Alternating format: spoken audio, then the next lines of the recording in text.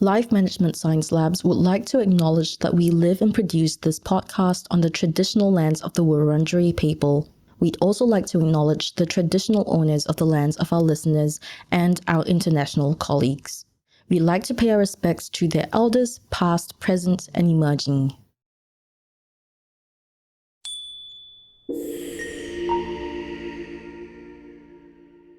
Hi, and welcome to Reloscope, the Relationship Science Insights podcast produced by LMSL, the Life Management Science Labs. We are champions of life management science, providing structured insights informed by science and inspired by practice on key aspects of conscious living. Each week, we bring you scientific and practical insights on each element with the expert knowledge of professionals in the field. I'm Marie Stella, your host from Melbourne, Australia. Let's start the show. Welcome back to the show and a very happy new year to everyone out there. Today we're exploring the science behind how effective dialogue can serve as a catalyst for a thriving relationship, especially during the fresh start of a new year. And joining us is established psychotherapist Kelli Miller, who will be graciously bestowing us with her expert insights. Hi, Kelli. Thank you so much for joining us today. Hi, thank you so much for having me. So I'm really curious to know, have you found that the New Year's period has been particularly effective for your clients in reestablishing their goals and their relationships, and why is this so? Sure.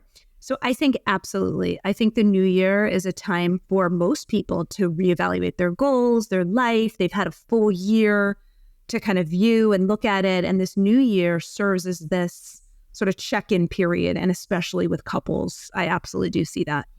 That makes a lot of sense, and that's an amazing introduction to our topic for today. But before we get further into detail, we'd like to get to know you better. So this is Have You Met Kelli? What do you like to do in your spare time? So I am a huge animal lover. So I will spend a lot of time with my dog, which is a whippet. It's like a smaller greyhound. I'll go hiking. Yeah. That's adorable. I'll do like an animal rescue. I have two boys, 14 and almost 11. So spend some time with them, a lot of time with friends. That's where to find me. That's great. For a moment, I thought you were referring to your boys as the animals. And I was like, that's really funny. Animals at times. My mom makes that joke too. But do you have a favorite animal? Yes. And you're going to laugh so hard because guess what it is? A kangaroo. I mean, they are pretty cute. And it's also like, I guess it's one of those things where if it isn't like within your proximity, it like you kind of just get more enthralled by it. Like we don't get raccoons here. And my favorite animal is a raccoon because I've never seen one in real life and they just look so adorable. They do look cute, don't they? Yeah, I know. But I heard that they go into people's trash all the time. They do, and they're apparently not very nice. So they look very cute, but apparently not so nice. Yeah, it's kind of like distance that makes my heart just go like, ooh. But yep. Like I'm certain that if they were rummaging my trash, I wouldn't be so enthralled by them. Right. It's just like kangaroos. They can be really frightening if you see one up close. So yeah. That's right. Do you read any books? Yes, I do. I typically, no surprise, like a lot of self-help. A lot of nonfiction is typically my go-to. Mm-hmm. I would say. Have you got a favorite? Yes. So When Things Fall Apart by Pema Chodron is a wonderful book. And it's, obviously we all go through challenges in our life. And I think it's a book that I return to often just to kind of center and ground. So that's one of my favorites. That's really nice. For nonfiction and kind of the heavy stuff. I have some for the lighter, but that's my favorite for that. So what about it makes it your favorite? I think the advice is timeless, right? And it's a reminder that, things are never good or bad. They just are. And I think that, we can get caught up in our perceptions of things and want to attach meaning to something. And it's sort of freeing to look at it from that perspective. So that's why I like it. Yeah, that's really good advice because I am one of those people who attaches like, meaning to every single thing. Like I will look at trash and I'll be like, that means something. Yeah. So I've got to read this Relate. book. I feel like Yeah. Brilliant. that might give me some perspective. What about films? Do you have a favorite or like a favorite Yes. genre? This is kind of random, but there was a film that came out years ago and it's called Her. And it was way before kind of AI and Siri and everything. And it was with Joaquin Phoenix, and he falls in love with kind of like a Siri type device. And I just think it's so well done. And it kind of was a foreboding of what was going to happen today and kind of how much we rely on technology. But it was a very moving movie. So for some reason, that's always been one of my favorites. Yeah, I've got to check that out because I haven't watched that yet and it sounds really interesting and I might find it relatable because Siri's voice is just kind of it's very calming. So Yes. what about podcasts? Is there one that you listen to? Yes. So I love Super Soul Sunday from Oprah because I think that she has such a great variety of guests. For humor, I like Smartless with Jason Bateman, and it's just one of those really funny. I also like We Can Do Hard Things with Glennon Doyle. So, things that are kind of uplifting, I tend to like. Those sounds really good to distress to, kind of like after work or like Definitely. yeah, in that sense. What about role models? Is there someone that you look up to in life, be it celebrity or like a family member? Sure. I love Michelle Obama. I love her strength. I love her confidence. I love her authenticity. There's like a realness to her that I think, and then obviously she does a lot of good in the world. And so she's one of my favorites. Absolutely. I think lots of people can agree with you there. So you're in good company. Thank you so much for answering my questions. I feel like we got to know a bit about you. And now we'll move on to the interview section. And the first question that we like to ask is, what is a relationship and how would you describe a relationship? Because it does kind of vary from person to person. Yeah. So I would say, just in a broad definition, a relationship is an intimate connection with another human. Because to me, a relationship can be a relationship with your brother, your partner, your mother. So it's an intimate relationship with another human. Yeah, you see, this is why we ask every guest this question because everyone has a different answer. And I remember getting an answer from another guest that was like, well, a relationship is kind of like as long as you have connected with someone in any kind of way or like talk to someone in any kind of way, like for example, your postman or your mailman or like the coffee shop person, like whereas your answer was like intimate connection, and both definitions are completely valid and right. They're right in their own ways, but it does kind of set the tone for like whatever we're about to talk about next. um yeah, so in your opinion, does a relationship still hold the same meaning, structure, and importance as decades ago?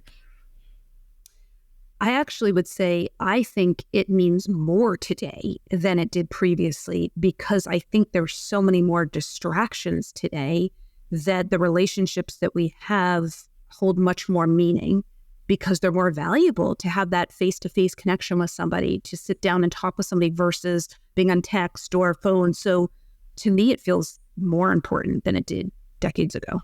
Absolutely. And I think also because decades ago, it was kind of like a cultural or social norm to just get married. It's kind of like you're expected to do that. So people get into relationships and marry pretty quickly, whereas now it's not so much an expectation. So when you do get married, it means a bit more in the sense of like there is no expectation, but we want to get married because we want to. So in that sense, it does have more meaning too. So how do you define hope? Hope. This is very interesting. I heard this slogan once and I absolutely love it. And to me, hope is hang on, pain ends. And I just really like that. Like, to me, it's that reminder that, you know, you may be going through something tough, but, you know, there's light at the end of the tunnel. There's another side. That's kind of how I view it. And why is hope so important in relationships? So, I mean, I don't know if it's so important. I think sometimes it's necessary to kind of hope for the best and hope things work out. But I also think there's a little danger in hoping too much, where there might be some expectations that come with that, or a little bit of a deviance from the reality of the relationship. Yeah, that was actually going to be my next question, because I always thought of hope as like not necessarily a good thing. Like, yes, a little bit of hope is good to have, but having too much hope does kind of impose expectations on a relationship, especially if you haven't talked about whatever you're hoping for. So do you think that's a good thing or a bad thing? I think you have to be careful with it. I really do. I always tell people, when they're dating, like, don't date based on potential, date on what you see now. And I think it's the same with relationships, you know, like, you kind of have to work with what you got. If you're hoping that this person's going to change, or that once you get married, you know, things are going to be different, that's when we get into the little bit of the danger zone. Yeah, it's really such a gray area, because on one hand, you want to date this person as they are now and not based on their potential. But on the other hand, it's like, well, you got to give people a couple of chances, and then sometimes you don't quite know where to stop. So, what are your thoughts on the significance of the new year as a time for reflection, reflecting on things like this, and in this context, like maybe improving relationships? So those are the type of questions alongside, how am I as a partner? Am I giving to my partner back in the same way that I need? And I think all these are super, super important questions that you want to ask yourself. And that new year gives you that opportunity to do that natural check-in. And do you have any suggestions for like prompts when it comes to talking about relationships during the new year and trying to work things out? Sure. Sure. Yeah. I think that you can say to your partner, hey, as this new year approaches, I think this is a really great time for us to sit down and kind of talk about how this relationship is going, or what we need from each other. And, you know, hopefully we can be fully honest and transparent in this conversation, and we can make it light and fun, but it will only benefit us and our relationship going forward. Yeah, that sounds like a really good way of putting it. And I asked that question previously because I find that oftentimes either like a friend or I will not know how to talk about things. And I feel like maybe it's just me, but I feel like females are more initiative with talking about things, even in like long-term relationships. For some reason, guys can be like, maybe they don't really think about it. That's not something that crosses their minds. But then we do want to talk about it. We just have no idea how to bring it up sometimes. It's a bit awkward if it comes out of the blue as well. So I think that, yeah, thinking about prompts before starting a conversation might help kind of move the conversation along a little bit. And can you explain how effective communication like this can benefit the relationship, especially during the new year? Sure. So to me, communication is the hallmark of a healthy relationship. We have to communicate. We have to remember that we're not mind readers, and either are our partners. So we need to communicate what we need, what's working, what's not working.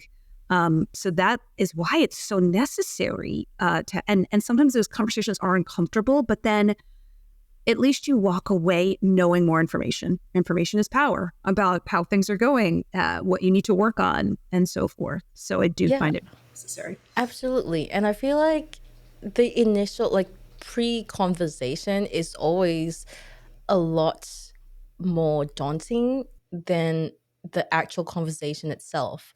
or after the conversation? Because before the conversation, there's so many mysteries. You don't know a lot, and you just kind of assume a lot of things.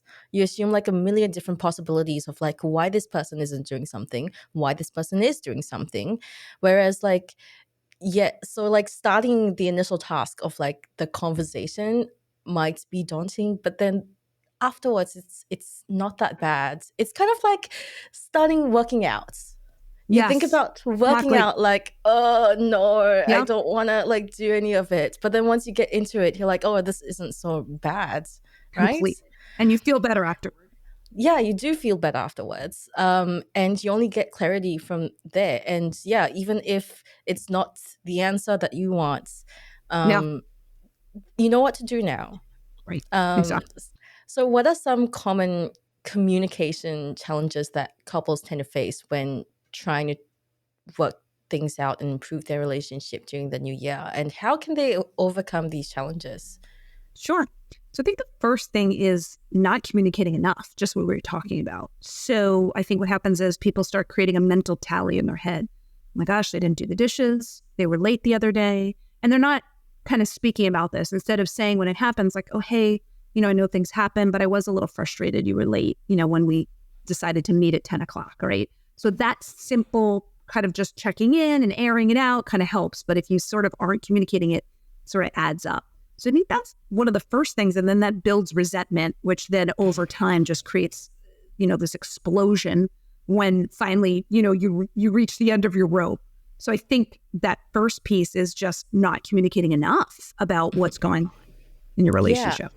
And I find that resentment is actually such a common issue when it comes to long-term relationships, when you don't talk about things, when you don't kind of like, when you don't nip it in the bud. That's the right phrase, right? That's the right Yeah. expression. Yeah. I Right. always mix it up with something else. I don't know Yeah. why. Yeah, when you don't nip it in the bud, when you don't talk things out right when you need to, and the resentment kind of builds up. And then sometimes you might not even know that you're building resentment until it's far too late. And I feel like you have to go through this a few times before you realize exactly what's happening, and you don't want to do that. It's just not pleasant. So is the New Year's also a good time at all to bring up past traumas or unresolved issues? Maybe they might be external, maybe they might be like from one of the parties of the relationship, not necessarily a relationship issue, but kind of like, this is my backstory, this is my lore, this is my past, and this is why I act a certain way. Why do you think the New Year's might be a good time to do that? Yes, I think it's very important to always confront any trauma or issue that you have. I think timing is important when it feels right to you, that you're ready to face this and kind of look at it, because it's not easy. Not easy to look back and say, God, I went through something really hard. But if you're willing to put that time and the work in and recognize there's going to be moments of discomfort, then I think any time is important. But if if the new year is a good structure for you, then I think that's a great way to look at it. Yeah, that's a good point, because I was reflecting on like, why does New Year's seem like such a significant time? Why does New Year's seem like a good time to talk about these things? Is it just a social construct? Is it like just unnecessary? Can we talk about this at any point in time? And I think you would agree that yes, you can talk about it at any point in time, but and yes, it's a social construct, but if it feels right, then it feels right to talk it out. You might as well just make use of the appropriate time. Um, who cares if it's a social construct? Who cares about why?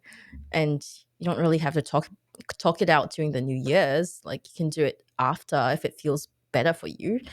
But the New Year's just generally seems to be the appropriate time, and if it feels right, then it feels right. And I feel like I'm being repetitive at this point. I agree with you. So what advice do you have for those hoping to initiate these conversations with their partner, especially about shared resolutions and aspirations for the upcoming year? I think first piece of advice is it doesn't have to be so like heavy and, okay, we're ready to have the conversation. It can be light and fun. You can go out to dinner. You can, go play mini golf, have this conversation. Like, it doesn't have to be this like intense, oh my God, I'm sweating. I'm scared to have these conversations. It can be very fun and simple. And you can even get some cards that kind of prompt these type of questions.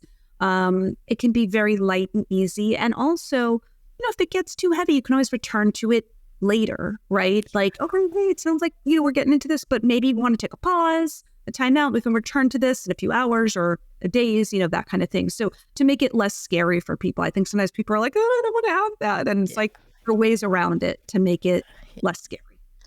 That's a really good idea because, well, the first thing I wanted to point out was it doesn't have to be that heavy. You can make it fun. You can create mind maps. You can create spreadsheets. You can create lists. Those are always fun. Exactly. I don't know if I'm the only one who finds them fun, but spreadsheets and lists and graphs and charts, they are really, really fun. And you can like color code things.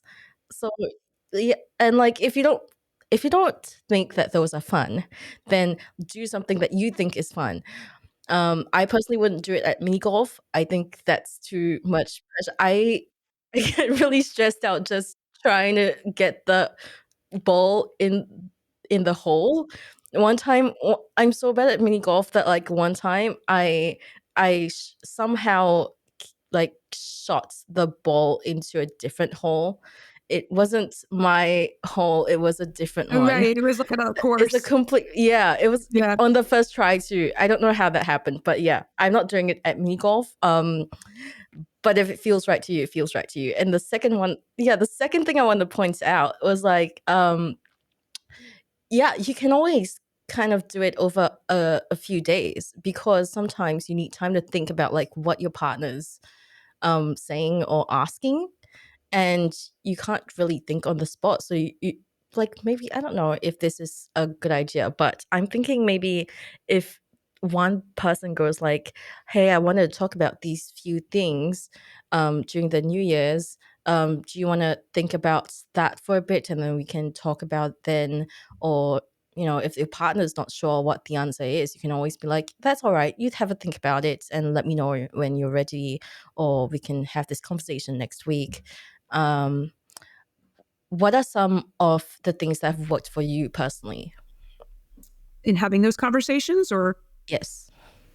Yeah. I think communication just naturally comes kind of easy to me. And so I recognize that that's not always the case with everybody, but it's just knowing that at the other end of this, you're going to feel better. You're going to get to know your partner better. You're going to feel closer connected. So I think reminding myself of that is always helpful.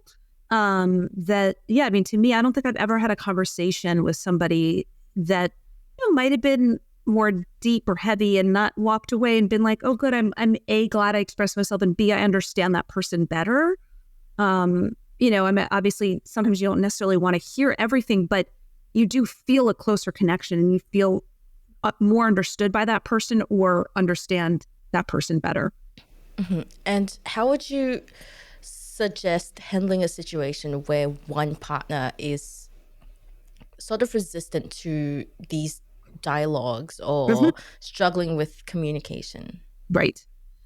Yeah. And that is common, unfortunately. And so I think that I would ask that person, hey, I know sometimes these conversations are a little bit hard. Is there anything I can do to make it easier for you? Right. Is there an environment where it feels a little safer for you? Are there subjects that maybe you right now want to say, hey, we can't talk about that, but there are subjects that we can talk about. I just want to make it the most inviting for you to participate. So in your book, Love Hacks, you address common relationship issues. Can you share some of the insights into the most prevalent challenges that people face in their relationships and how they can give their relationships a new start during the year? Sure. So in Love Hacks, I devised the 15 most common relationship issues and 3 solutions to each. And so some examples would be, my partner doesn't listen to me, we're not having sex anymore, we're fighting over chores. These are things that I've been in practice for a long time, and I just kind of keep hearing over and over again. And so I can give you maybe an example of, my partner isn't listening to me. One thing that I put in the book is something called fast food communication rule. So a lot of times our partners say things to us, they're upset about something, and we want to immediately kind of explain, defend, argue, all of that. And it's really just sort of stepping back and repeating back what our partner had said, almost like a fast food restaurant when you go and order at the drive-thru and you say, I want to get a McFlurry and fries, and the employee repeats back, okay, so I heard you say you want a McFlurry and fries, and they would put it on the screen. Yeah, and then I'll be like, no, I said nuggets. Exactly. There's the ratio on, right? And it's the same with our partners, like there's a lot going on. And so it is really nice to kind of have that check-in. And so, for example, let's say you say your partner, I felt upset that you came home late last night. And so, you just kind of take that pause and you would say, what I'm hearing you say is you're upset that I came home late last night. And literally the partner feels really instantly validated, because sometimes it's not about the explanation of why I came home late and blah, blah, blah. It's like, I just want you to hear me. I just want you to really, understand my feelings. So that's kind of an example of a technique. I love the fast food drive-through analogy, but from now on, every time I want to use it, I'm definitely going to do the drive-through voice. I'm sorry you heard me, Exactly. I'm sorry I heard you say that you are upset that I came home late. Is that right? Exactly. That's really funny. So as we enter the new year, what trends or shifts do you anticipate in the realm of relationships? So something that I have seen is all different types of relationships, which is really fascinating. And I think it's really knowing what works for you. And that might be some trial and error and to figure it out. But I've seen a lot of polyamorous relationships. I've seen a lot of, just different experimentations in relationships. I've seen people exploring their sexuality while in marriage. I've seen just kind of more, traditional relationships. So I think it's just kind of being open-minded to the variety of relationships that people have and what works for them. And it's a really exciting time too, because there's so many possibilities. I feel like now people are a bit more open hearing about these types of relationships, and that allows you to be a bit more comfortable. Like I know some people who who are bisexual but never explored it because when they grew up it just wasn't well received, and it's just something they had to hide the whole time. But now it's something that they can explore, and the poly relationship is getting more accepted as well. And it's not a bad way of living at all. It's just a different way of living, and that allows them to explore their sexuality, learn more about themselves too, which is great. So as we enter the new year filled with hope, well, not filled with hope as we talked about, but kind of like with a little sprinkle of hope, like little good hefty sprinkle of hope for thriving relationships. Can you share one piece of wisdom or advice that you believe would make a significant difference in how our listeners can approach their relationships? Sure. I think the number one piece of advice that I would give is to really get honest with yourself, right? That starts there of, hey, what am I missing? Or what am I needing? Or what do I need to work on? And then we can kind of connect with our partners about that. Because I think a lot of times we might people please, or, okay, wait, I just want to do this for my partner. I just don't want them to be mad at me, and I'm just going to do it this way. And so I think it's really getting honest. And sometimes people don't even know how they feel. They come into my office, they're like, oh, I don't even know. Right. And so it's really taking a few minutes to really check in and being okay with that, and then communicating with your partner. Yeah. Thank you so much for sharing that with us. Now we're moving on to the practice/habits section. And this is where we ask you a bit about the practical side of what you shared with us. So what do you do to improve your communication skills in the context of relationships. This could be on like a daily basis or like a regular basis. But is there something that you ask yourself or like practice with yourself? I think one of the first thing that comes to mind for me is timing, right? I think that a lot of times it's really important to think about when is the best time to have this conversation, right? It's not when my partner comes in the door and they're exhausted and they've had a bad day and I want to tell them how angry I am, right? So it's recognizing, okay, maybe this is better said when things are a little more calm, right? Because we have to remember communication is a two-way street. And yes, it's important we express ourselves, but it's also important that our partner is receptive to what we're hearing. And that means figuring out the good timing.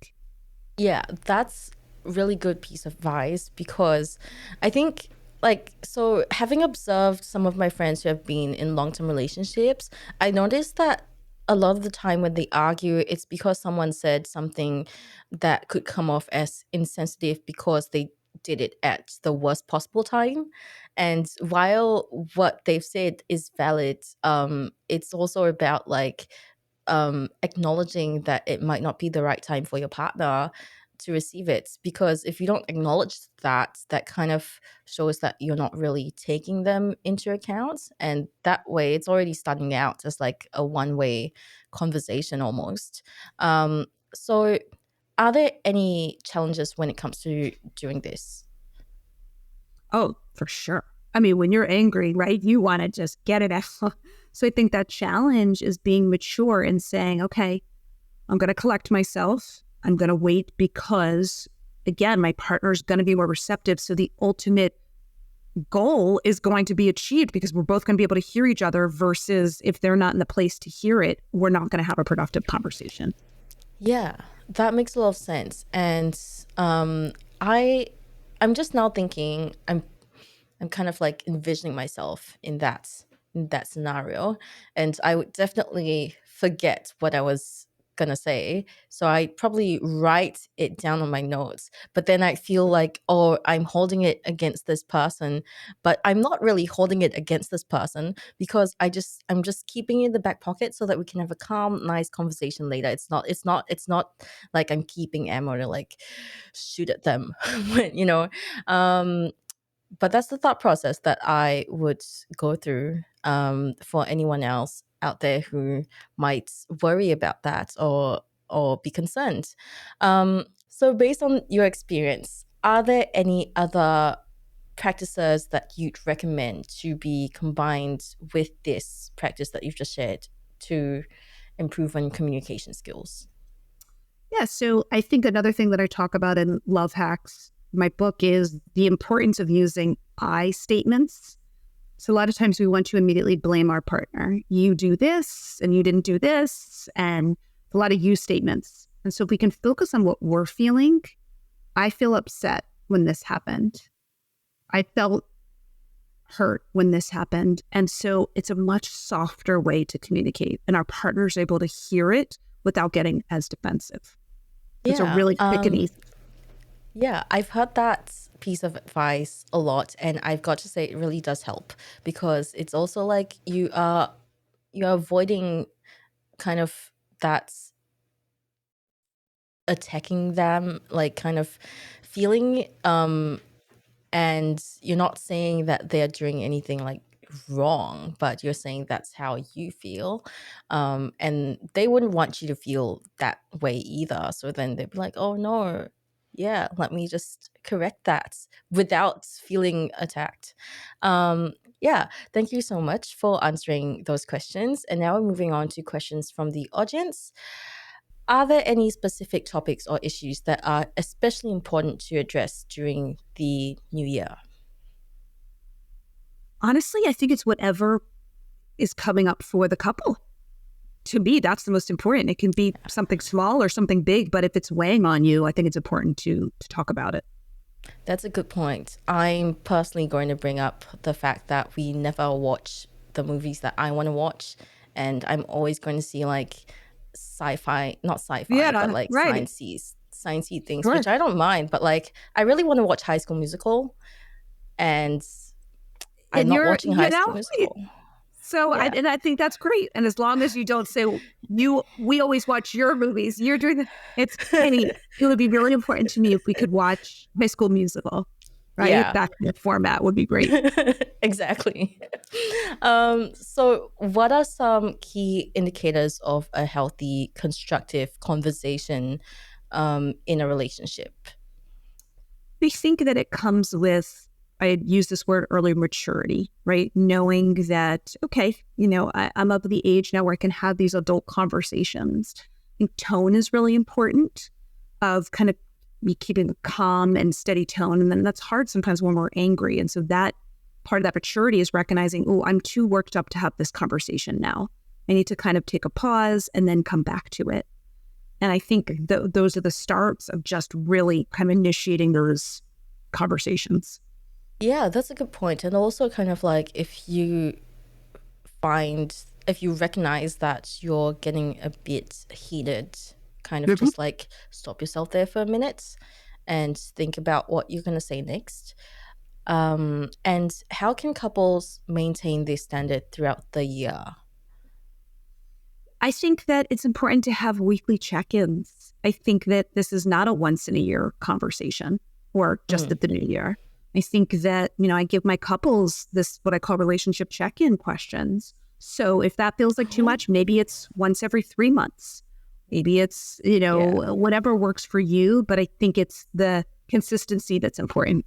So what are the weekly check-in questions? Sure. So some of them would be, how do you feel this relationship is going? What do you need from me as a partner? So you're both answering that. Is there anything else? Is there something that I'm doing that's upsetting you? Because sometimes we may not even realize it. So I think those are kind of the 3 very important questions. And then there's a couple others, but those are the kind of primary ones.